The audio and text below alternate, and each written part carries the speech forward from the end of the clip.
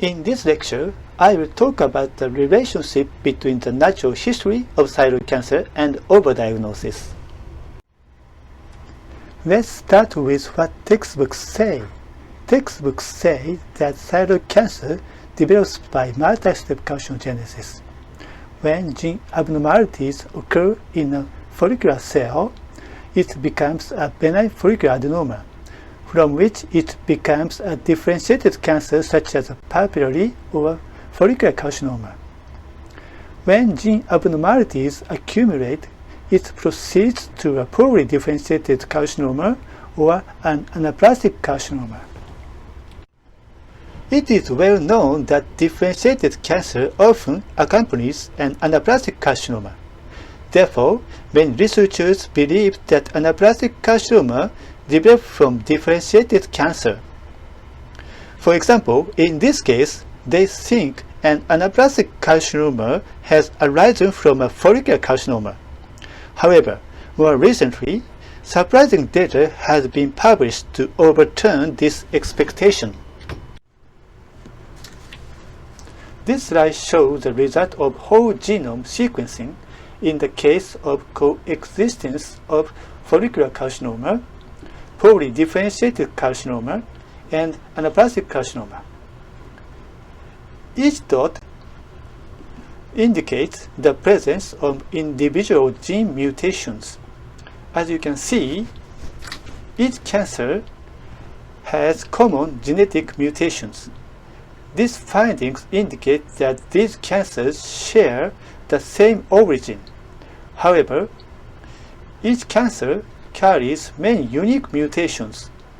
So, although these cancers share their common origin, they have evolved independently without progression from one to another.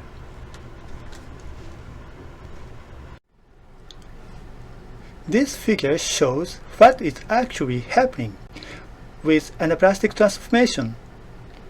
Differentiated and anaplastic cancer cells are separated from a common origin. Differentiated cancer cells first proliferate to form a tumor. After that, anaplastic cancer cells proliferate rapidly, so it looks as though differentiated cancer cells transformed into anaplastic cancer cells. Then, how does thyroid cancer develop without progression? One of the ideas that answers this question is fetal cell calcinogenesis. According to the theory of fetal cell calcinogenesis, thyroid cancer does not originate from follicular cells, but from fetal cells that present only in childhood when the thyroid gland is growing. Cancer from different origins have different properties. Thyroid cancer develops from both stem cells and slightly differentiated thyroblast show cancer triads, such as invasion or metastasis, since these fetal cells can migrate. However, while stem cells have unlimited proliferative potentials, thyroblast shows only limited proliferation. Therefore, cancer derived from stem cells proliferate indefinitely and kill the patient, while cancers originating from thyroblast eventually stop growing. This cancer is a self-limiting cancer, and it is truly malignant but very lethal. And the self-limiting cancer is a primary cause of overdiagnosis. Both Fogelstein, an early advocate of the multi-step calcinogenesis theory, wrote in a recent paper that cancer only develops from stem cells. I remember I first presented this figure at the International Thyroid Congress 20 years ago, and everybody said I was crazy. But how do you look at this figure now? Thyroid cancer in children and adolescents has a puzzling nature it grows rapidly and has a high frequency of metastasis and recurrence. However, it shows an excellent prognosis. These are the children I examined more than 10 years ago and were found with flashy metastasis. Nevertheless, now they are still asymptomatic. That's why thyroid cancer in children can be called self-limiting cancer. Now let's look at the natural history of thyroid cancer in the young precisely in the following slides. This slide shows the data from an observation trial of papillary thyroid microcarcinomas, PTMs. The graph shows the percentage of PTMs which size has increased by 30% or more during the observation. Only 8% of the tumors increased in size after 10 years.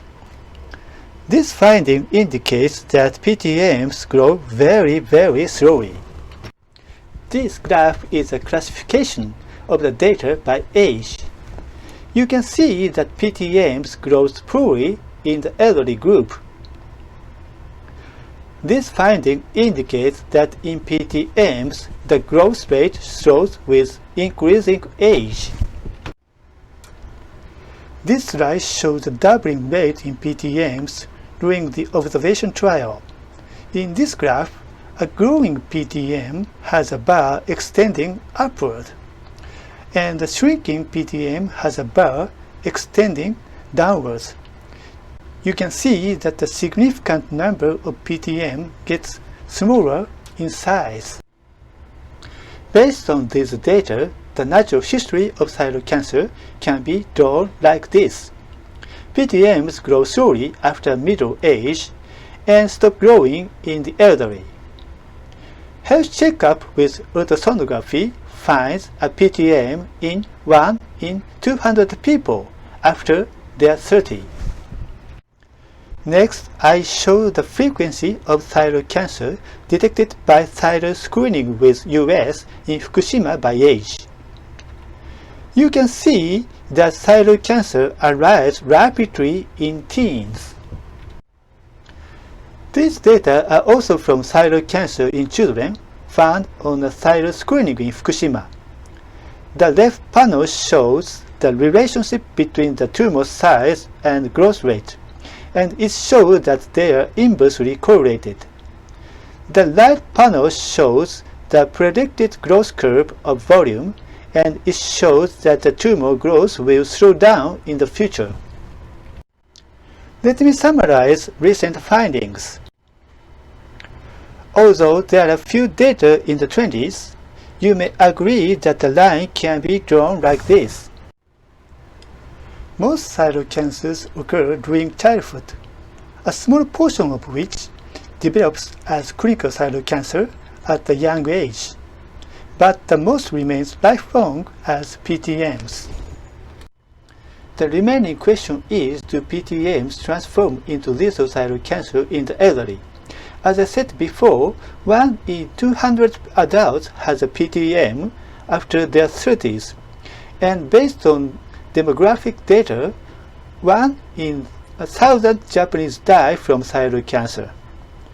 This accounts that 20% of the patients with a PTM die of thyroid cancer, if PTMs transform into lethal thyroid cancer in the elderly. Is this calculation correct? From the following two pieces of evidence, I can say the answer is no.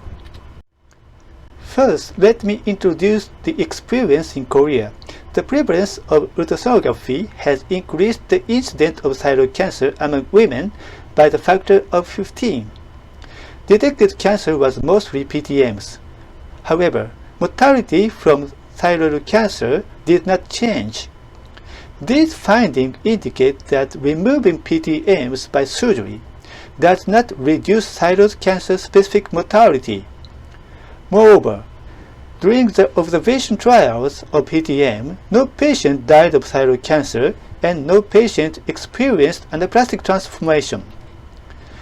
These findings indicate rarely, if ever, PTMs transform into lethal cancer.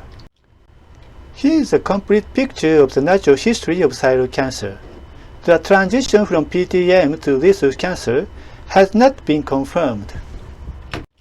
Looking at this figure, you can understand that juvenile thyroid cancer is a self-limiting cancer, and that is why it is so prone to overdiagnosis.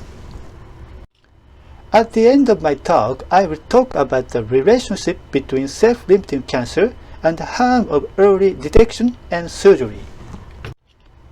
Early detection of thyroid cancer in children harms patients by causing overdiagnosis, since most of them will become PTM but not clinical cancer in the future. The harm of overdiagnosis is far more severe in children than in adults, because the patients suffer from psychological, social, and economic burden, possible discrimination, and long-term follow-up. I want you to know the words that the children I see always say.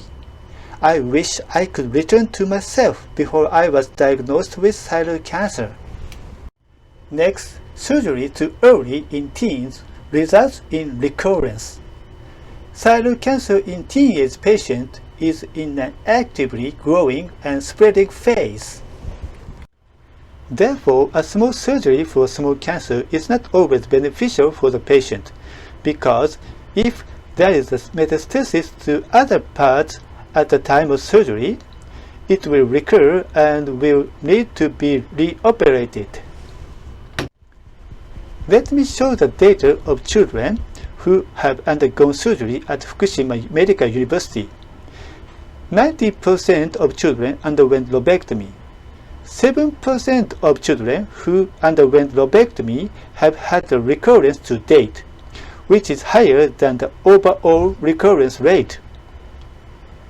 This will show that a small surgery for a small cancer is not always beneficial for children. This slide summarizes my talk. Juvenile thyroid cancer is a self-limiting cancer. It grows and spreads rapidly like a rabbit at the beginning, but gradually stops growing like a napping rabbit. We should remind that early detection and therapy of juvenile thyroid cancer can harm patients.